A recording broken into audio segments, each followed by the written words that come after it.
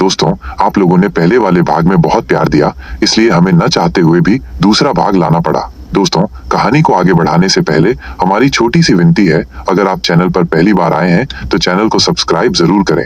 दोस्तों, फिल्म को शुरू करते हैं। रात को ही जनरल एडवर्ड गुलिवर की नाव को ढूंढ निकालता है, क्योंकि वो जल्द से जल्द गुलिवर को यहाँ से भगाना चाहता था। खबर सुनते ही गुलिवर काफी खुश होता है, क्योंकि वो अपने घर दर्शी के पास जा सकता था। गुलिवर आकर देखता है तो उसकी नाव टूटी हुई पड़ी थी, जिसे ठीक होने में कम से कम 1 हफ्ते का वक्त लगेगा। तभी उन लोगों को वहाँ पर गुलिवर का फोन भी पड़ा मिलता है, जो अभी तक चालू था। गुलिवर अपना फोन उठाता है तो उसमें 12 वॉइस मैसेज पड़े थे, जो दर्शी के थे। दर्शी को ये पता चल चुका था कि गुलिवर ने वो सारे लेख इंटरनेट से कॉपी किए थे, इसलिए वो गुलिवर से काफी ज्यादा गुस्सा थी। वॉइस मैसेज सुनने के बाद गुलिवर की हालत खराब हो जाती है। वो अब दर्शी का सामना नहीं करना चाहता था, इसलिए लिलीपुट में रुकने का ही मन बना लेता है। गुलिवर के रुकने से पूरा साम्राज्य बहुत खुश होता है, सिवाय एडवर्ड को छोड़कर। एडवर्ड नहीं चाहता था कि गुलिवर यहाँ रुके, इसलिए वो राजा के पास जाकर राजा के कान भरने लगता है।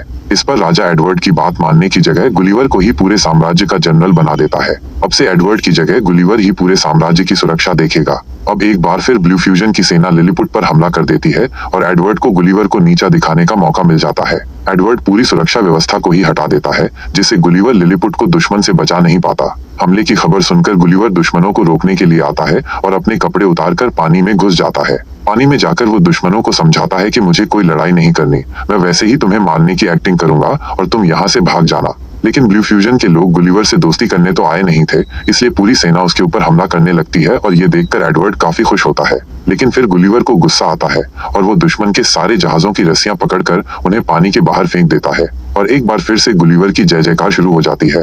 राजा एक बार फिर गुलिवर से काफी खुश हो जाता है। अब तो गुलिवर के शौक मौज के लिए और भी अच्छे इंतजाम कर दिए जाते हैं, जिसमें उसकी मालिश करना, बाल काटना सब कुछ शामिल होता है।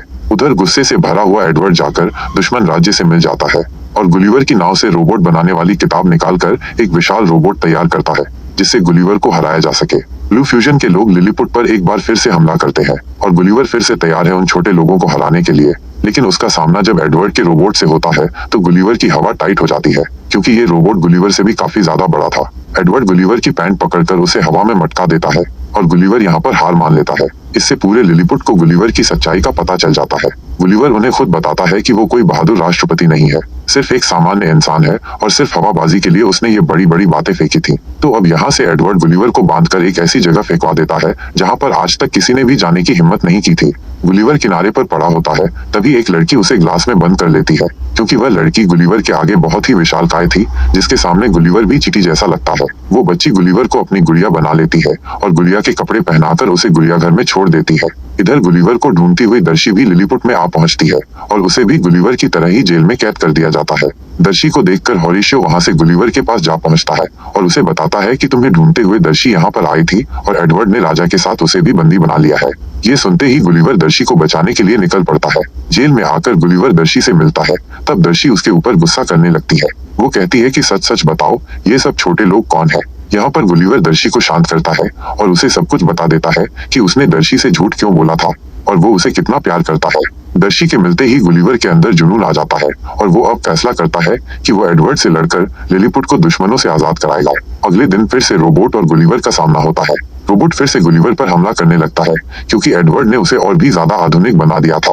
रोबोट बार बार गुलिवर को करंट लगा रहा था, जिससे गुलिवर ऐसा कुछ नहीं बिगाड़ पा रहा था। लेकिन फिर होरेशियो के दिमाग की बत्ती जलती है और वो एक रस्सी पर लटक कर रोबोट के अंदर घुस जाता है। अंदर जाकर होरेशियो रोबोट के तार काट देता है, जिससे अब रोबोट गुलिवर को करंट नहीं लगा पाता। मौका मिलते ही गुलिवर रोबोट के ऊपर भारी पड़ जाता है और बड़ी ही आसानी से वो मार मार कर रोबोट को खत्म कर देता है। लिलीपुट की पूरी प्रजा गुलिवर के लिए जोरदार तालियां बजाती है, साथ में होरेशियो के ऊपर भी फूल फेंके जाते हैं। होरेशियो की बहादुरी के लिए राजा अपनी बेटी राजकुमारी मेरी का हाथ होरेशियो के हाथ में दे देता है। उधर दर्शी भी गुलिवर के झूठ के लिए उसे माफ कर देती है और उसका प्रस्ताव स्वीकार करती है।